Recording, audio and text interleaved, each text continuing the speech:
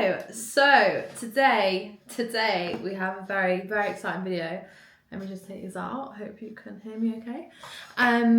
So you know the biggest gap that I see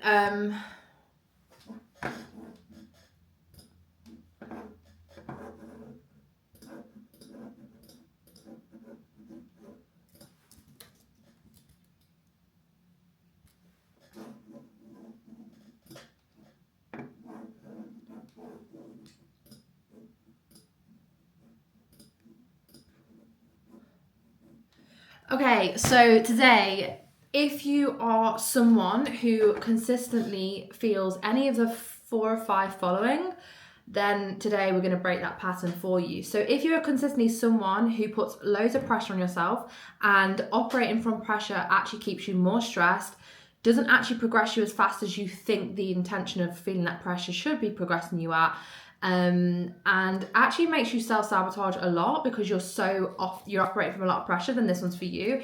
If you are someone who consistently gets overwhelmed and you return to overwhelm all the time, and if you feel any fear unconsciously, fear of moving forward, fear of whatever it is, this one is also. And write down any notes that come up.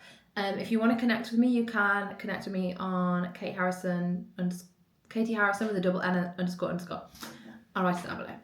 And share any ideas. Okay, so what I want you to do is I want you to think of yourself as a whole. So I'm Katie, and is that as a whole, this is you as a whole, like this is me, Katie, Kate to the T. I have different parts of me. Now, some parts might be more present than others. So you have like the high achiever part of you, the overwhelm part of you, the fear part of you, the guilt part, the procrastination part, whatever. There are tons of parts of you, by the way. Like, you are not one thing, and that's why humans are very complex. But I just want you to know that this is you as a whole. Now, when you are in self, so we call this self, when you are in self, that's when you make very clear decisions, you make very rational decisions, you have clarity of thought, you can move forward, you are driven towards a goal, like you can take action with ease, everything feels good, everything feels effortless, you're in flow. Now, we want to get you in self as much as possible, because when you are operating from self, you will collapse time like there is no tomorrow, because everything, the way that you show up, the way that you feel, the thoughts that you have, the behaviors that you do are so in alignment with where you're going, because there are no other parts of you that are either conflicting with your goal or getting in the way. And what I mean by this is I want you to think, can I just like scroll up here? Brilliant. I want you to think of, this is you, right? We're going to first work on your pressure, like when you feel pressure, right? So we're going to just literally call, what color do we associate with pressure? Like dark blue, I don't know why I said that. So you have a pressure part of you, and when this pressure part of you comes in, you aren't pressure, it just comes in sometimes. And this part of you will come in so hard that it will literally overlay you, and you will feel all the pressure in your body, and you will have thoughts of pressure, you will focus on everything that comes from pressure, like what's not working, yada yada yada, and you'll take action or inaction from pressure. So pressure becomes the driver's seat in your goals. Now, every single part of you, learn this, every single part of you, oh my god, what the fuck is that? How do I get rid of that? There. This pressure part has a positive intention for you. So every single part that you have has a positive intention. So for example, pressure's only goal is to make you prove yourself, because pressure knows that you have potential, because maybe you've been validated for your performance when you were younger, maybe you've been told you have potential, and now pressure has to live up to this expectation in your mind, which is merely something that you've set yourself or unconsciously have expected of yourself via other people's expectations. And the only goal of this pressure part of you is to make you reach your potential. Yeah? Because when you reach your potential, you're going to feel, so it's going to achieve a feeling for you, successful, happy, proud, whatever that is for you. That's different for everyone, okay? So the only role, like, listen to this, the only role of this part of you when it comes in, so at the moment, calm is not in, pressure's in, yeah? The only intention is to get you to prove yourself. Now, this part of you will get you to perform a set of behaviors to achieve this intention, okay? Now, this part cares only about you achieving this intention. It does not care about anything else other than you achieving this. So it does not care about you being calm. It does not care about your family. It does not care about your relationships. It does not care about anything else other than you achieving your full potential. So what it will do, your brain will get you to, I should just put this above here, shift your focus. So your RAS, your reticular activating system, will get you to drive your focus onto all of the things, and this will be different for everyone, all of the things that aren't done, right? That aren't complete. Oh my God. That aren't done, yeah? So when you're focusing on everything that isn't done, you feel that pressure, right? It will probably future pace you so far into the future that you then feel that pressure, right? Yeah. Then it will get you to behave in a way of like putting loads of things on your to-do list, like maybe comparing, because the act of you comparing to someone who's ahead of you is, the intention is to try and get you to move faster, right? That's the intention. So although comparing is so unhelpful, although putting loads on your to-do list is so unhelpful, the intention behind these behaviors is to get you to reach your potential. Now, this part is a part of you. It's not rational. Like, it's not rational. It's just apart from your childhood. This is like, let's say this little guy is 14 years old when he got told that he was going to achieve A stars in GCSEs. I don't even know how old you are in GCSEs, but 16, whatever. And he's now feeling all this pressure. And that gets stored in your subconscious mind, and you believe that you have to prove yourself to other people, so the pressure comes in. Now, I'm glad you have a proven part of you. Like, what a blessing it is to be wired in a way that you are driven and motivated to achieve your full potential. Some people don't even have that wiring in them, so you are blessed to have that. However, when it becomes a point when you actually just try and do everything at once, for example, it's so unhelpful. So you can see how the behaviors are helpful. Now, when you put loads on your to-do list, you compare to other people, you try and do everything. Where does that actually get you? Like, when you think about when you're really stressed and you're operating from loads of pressure, it's to speed you up, but actually it holds you back, right? So what we want to do is we want to understand the role of this part. We don't want to get rid of this part, we just want to understand the role of it. So the role is to make you reach your potential. This is how it believes you should do it. Now, if I was to say to you, let's just get him back in. Now, if I was to say to you that actually this part of you is holding you back, the intention is positive, but it's holding you back, and I want you to operate from your most calm, confident self who just moves through things and gets things done properly, how could you achieve this same intention but move forward? Because this doesn't actually move you forward. You think it moves you forward. It's an illusion. You think it's helpful, but it's not, because it keeps you in stress, it keeps you in pressure, it keeps you on focusing on what's going wrong, how much you have to do. You try and do everything, then you paralyze, you stay stuck, and you don't even get things done. Yeah?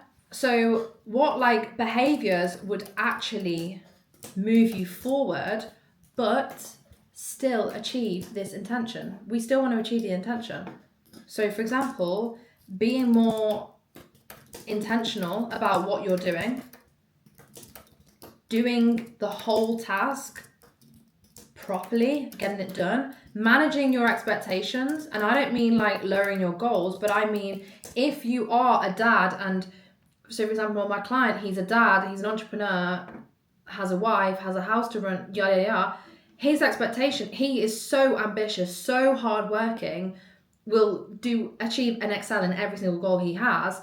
But the expectation is that when he's looking after his daughter, for example, he's got the expectation that he has to work just as much as he would work when his daughter isn't there. Now, that expectation is setting him up to fail. And then he consistently returns to this story that he's a letdown. So this part of you is running towards a desire. So this is a desire that this part has for you. It's running towards a desire, and it's running away from pain. Yeah? So this part only cares about you achieving your potential and not letting yourself down. That's all it cares about. However, hold on, stay in the call. Yeah. The way you change this is understanding the intention is very positive. When you feel pressure, great. Like, it's trying to drive you forward. It's trying to make you reach your potential, but it will do it in the fastest way possible. It will shortcut. It will be like, do this as fast as possible. Like, forget everything else. Like, I don't care about how you feel, yada, yada, yada. So it's like, okay, what new behaviors can you do that still move you towards this desire, but don't let you feel like a letdown? So if you did your tasks and got them done one at a time, you're like, right, I'm doing this task, I'm getting it done, complete, move on. Then I'm doing this task, go complete, doing this. When I'm spending time with people, I'm spending time with them. So I'm not letting them down by being half in that, for example. Now, these behaviors are completely up to you. I can't tell you what to do. What expectations can you manage? Like, how can you operate from calm? So if I was to say to you, like, when you're in self, you don't feel pressure and you're able to get things done because you can think clearly, you don't have the brain fog, you don't have this mental stress, what would this version of you do? How would they take action? How would they think? What would they be focusing on? If you're focusing on what's missing, of course you're going to feel the pressure. If you're focusing on everyone else, of course you're going to feel the pressure. This version of you just focuses on what is the next thing I need to do and how am I going to do it? And then what's the next thing I'm going to do and how am I going to do it? And how am I going to feel afterwards? So after I've done this thing, I'm going to feel proud. I'm going to feel fulfilled. I'm going to actually be able to enjoy the journey more. I'm going to feel more satisfied because I've actually done the thing. So that is pressure. We get rid of him. Goodbye. So next up we have overwhelm. Now I'm going to go for orange. This is overwhelm part, and overwhelm part, I see this, I don't care what level of you are. I've seen this with 7-figure entrepreneurs. I've seen this with people who are just startups earning a K a month. This is overwhelm. Now, what I want you to learn about the mind is that if you have a reoccurring emotion or pattern, for this, because it's wired into your mind, which does not mean you can't get rid of it, because you can. I can promise you that. Anyone tells you otherwise, or just to manage it, is full of shit. So this is a wiring in your brain, a pattern in your brain. Now, for as long as it exists in your mind, you have to return to it for it to keep it alive, right? If you think about the conditions for bacteria to grow, for them to stay alive, they have to have certain conditions. Yeah? It's the same with this. For this part of you to stay attached to you, you have to sabotage yourself back into overwhelm for it to exist, and for you to keep telling yourself that you're just an overwhelmed person. Yeah, if you hold the identity that I'm just overwhelmed and part of me is always overwhelmed and I get overwhelmed at everything, then wouldn't it be weird if you started acting really calm? Because that's not who you are. So you as self, as Katie, oh, we don't want that in orange. Do not associate me with that. You as self, as Katie, has to sabotage yourself at some point to get you back into overwhelm. So you can experience overwhelm and then it confirms a story. So let's go through it. I'm going to do this one a little bit differently. So anytime you are in overwhelm, I want you to learn this about overwhelm, okay? Overwhelm protects you from more overwhelm. You get overwhelmed at the idea that things will overwhelm you, right?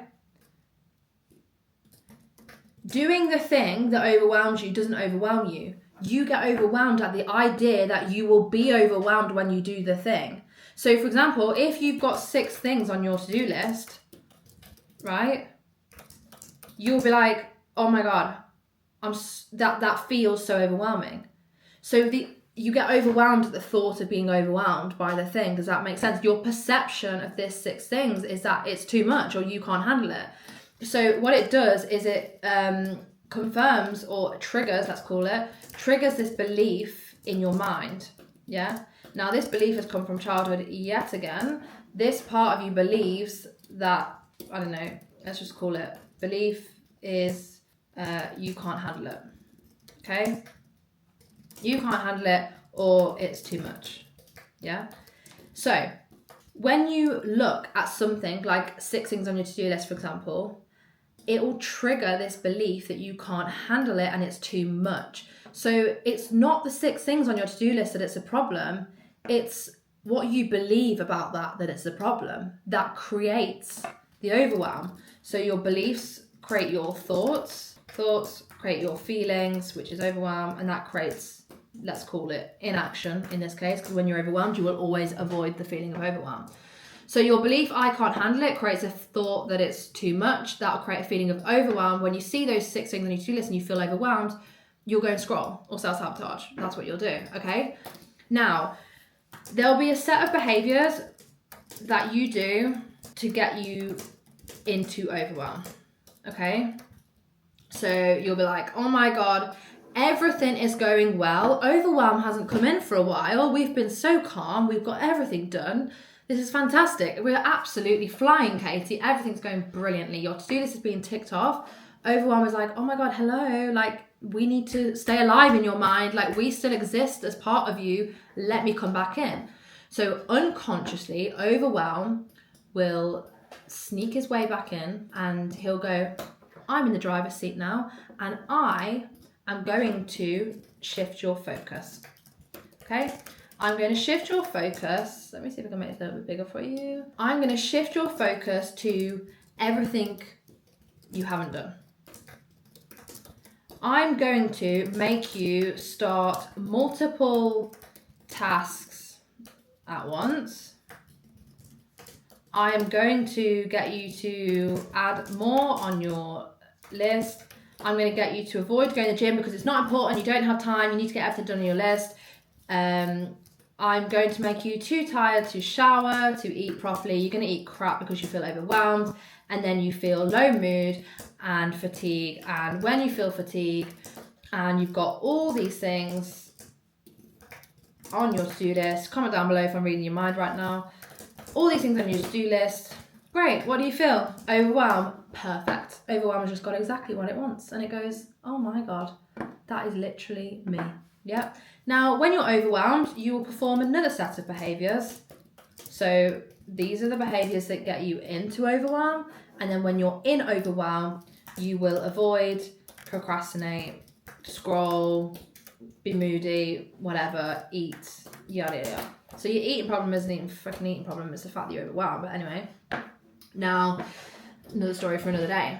So that is the pattern, yeah? So can you see how it doesn't matter how many things you have on? You will always have things to do. You will always have things to sort out, always. That is absolutely non-negotiable in life. Like, unless you are, I don't know, living in the fucking middle of nowhere with no responsibilities, nothing, no goals, no ambitions, you will always have things to do. What else do you expect? You're a high achiever, right? But it's the belief, your perception of what you have to do creates this pattern which gets you into overwhelm. Overwhelm is not the problem. The fact that you're growing a business is not the problem. It's a fact that you are creating unconsciously this pattern of behaviors that makes you feel overwhelmed. That's the problem. So the thing that you want to do is, like, you either break this belief, so you can use my belief breakthrough down below, or you ask yourself, you write out, what's my pattern? When I see something that I perceive as overwhelming, what if I was to break that pattern in the moment and overwhelm, and I was to get rid of overwhelm completely, how would the calm Katie handle it? So how would Katie, who is calm, has clarity, confidence, how would she handle it? Yeah. So that's what you need to ask yourself is, how would I handle it? The question is not, oh my God, I'm not going to get all this done, there's so much to do. The question is, how am I going to handle this? Because if you ask yourself, how am I going to handle it?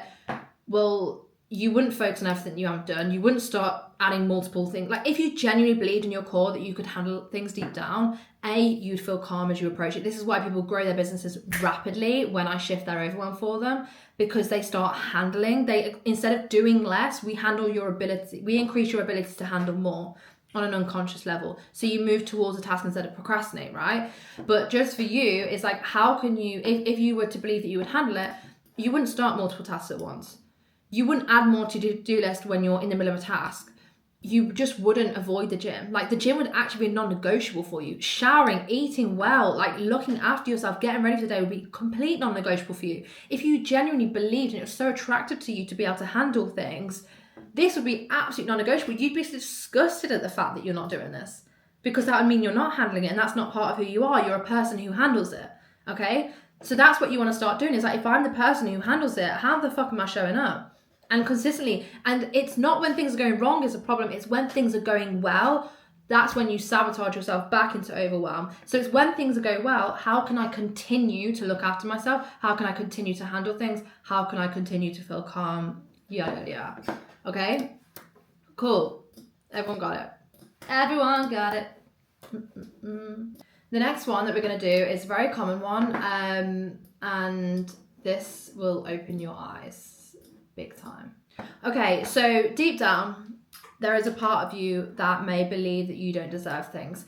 And if you don't actually know if you're aware of this belief that you have, it will show up in ways where things go well, you push it away, or when things go well, you sabotage, okay? That could be relationships, love, success, anything. So there is a part of you that believes that you don't deserve it.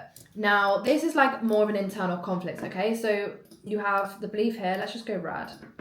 Okay, so you have this part of you here that believes you don't deserve it.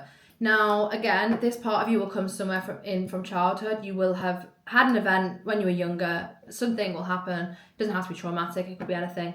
And you will have made it mean that you didn't believe you deserved it. You would have accepted that's the truth. And then you would have carried this part and this belief and this perception into the current reality. So here is you. Now, when everything's going well, you're working really hard, you're on it, yada, yada, yada. There is a part of you that will... These are the common behaviours that I typically see. So the behaviours that I see is that when things go well, you will avoid growth-based tasks. Yeah? Because if you grow and we're successful, but then a part of you believes you don't deserve it, well, that's terrible. And I'm going to tell you why in a minute, why you actually avoid growth-based tasks. You will push things that you know are good for you away. Like, I don't know, let's just say like a partner is really good for you. You'll push them away because it's like too good to be true is another thing you'll say. Too good to be true. You might still like identify with part of you being broke or whatever it is. You predict that if you are successful, or you fully allow this thing that you are pushing away to come into your life, like a relationship, that you're going to fuck it up anyway. So let's just sabotage it now. Yeah? If we're gonna fuck it up anyway because it's too good for us and that's not who we are, that's not what we deserve, let's just sabotage it now. We can avoid the pain of that in the future by doing it now. That's literally what that part of you says. Okay, let me make this a little bit bigger for you. Okay, now you will also, or you may also, typically what I see is spend money. You spend money because when you receive money and you hold money, that this part of you gets triggered and it's like, oh my God, we do not deserve this, get this out. So unconsciously, your identity does not match your external reality. So if your external reality is, hold on, let me just get rid of that. If your external reality is like more money, like love, like a nice house, I don't know what it is, it could be anything, like a good body, like this is not like a good body, but I'm just saying a good body, like health, whatever it is. If this version of you, this old part that you're holding on to, does not believe you deserve that, and it's still associated with you having no money, you being fat, like yada yada yada, because you being like, you feeling like you're ugly, for example, it might not be as extreme as this, or like treated terribly, right? Hold on, I'm gonna have to carry this on. Treated bad, yeah? Because that is the identity this part holds on to. So when you get this part is like, no, we're attached to this. This is who we are. So it pushes it away, yeah? So the reason why you do this, and hear me out with this, okay, listen. So the reason why you do it is because what you're actually doing by pushing it away is you're avoiding the feeling of not deserving it, okay? So in the future, right? Because basically if you think about it, if you go all in and you allow this, so when everything's going well, you're on top, you're flying, you're growing, you're hitting new ceilings, you're hitting new levels. If you carry on, you get the relationship, you get the money, you get the love, you get the house, but unconsciously there is a part of you that predicts that you're going to fuck it up, and so we manifest what we believe. You will sabotage and fuck it up. If you then lose all of that and end up back with a bad partner, end up back putting on the weight, end up back being broke, that confirmation of going from having all of this to this, confirming that you never deserve this, is so much more painful happening in real time than you sabotaging it before it happens. Does that make sense? So if things go really well and you allow it to go really well and you start receiving all these things and then you fuck it up or something happens or it gets taken away from you or you lose it or whatever, and you have to go back to that old reality, which this part was screaming at you the whole time, is like, this is what we deserve. That will be such a reality hit and a horrible hit home than you just sabotage and just staying in this zone, this low, this reality. Yeah. So your belief of not deserving it is costing you so much, so much. I cannot even tell you, when we break this belief in clients, in whatever it is, oh my God, it is unbelievable. People make more money. They receive more love. They buy nice things. They treat their money with respect. They don't worry. They don't focus on what's missing. The money. They don't have a broke mindset. Like, oh, it's unbelievable. The people who win the lottery and push it all away is because, and they spend it all within a year, is because their internal identity does not match the reality that's just been given to them. They don't believe they deserve it, so they get rid of it because the discomfort of having it but feeling like you just don't deserve it is a horrible feeling. So my question to you is, where are you not allowing yourself to see that you deserve it? And actually, my second question to you is, get the fucking belief breakthrough and go and shift this belief now, or because you cannot, like, I can't even tell you how much this sabotages people. It is actually such a horrible belief and it is controlling you. So when things are going well, the pattern is that you'll have an unconscious program in your mind that will predict that it will fuck up, and you'll avoid the base growth task. Now, what we know to do is obviously make sure you do these and push through them, and you have to push through the discomfort of that and learn that you deserve it and sit in the discomfort of not feeling like you deserve it, sit in that discomfort. But when you're in it, allow yourself to see why you do deserve it, because you'll be focused on all the reasons why you don't deserve it, but allow yourself to see why you do deserve it, and sit with it and hold it and feel that, right? And another thing is with this is respect your money. So put some of your money away for savings, some of the money away for investing, some of your money away for intentional spending. So if you decide that you're intentionally going to spend on yourself, instead of just going, fuck, I'm going to hold on my money and then blow it last minute when I'm feeling a bit emotional to make myself feel better, or I'm going to put it on a business expense because that makes myself feel better and it's for the right reason, but actually what you're doing is just getting rid of money, then you'll feel better when it's intentional. So plan it, right? Plan it, okay? And that's that. So you want to start cutting ties with this old identity, which starts with breaking this belief. How do you know? This is a question for you. How do you know you don't deserve it? And these are some key questions for you. What is it? Right? What is it? What is this? Deserve what specifically? And how do you know that? How do you know? Have you asked the house that you bought that you don't deserve it? What did it say to you? Right? Also, get disgusted at this identity. The more disgust you can attach to this old identity, the more you'll move away from it. Why is this so pleasurable, right? Why is it disgusting, the fact that you're questioning yourself, that your partner, you're not worthy of them and you don't deserve them? Are you kidding? What do you bring to the table? Right? Stop putting them on a pedestal. Put them off. Anyway, that's all from me. I hope you've learned a lot. Let me know in the comments how you found it, what you took away from it, and I will very much see you in the next video.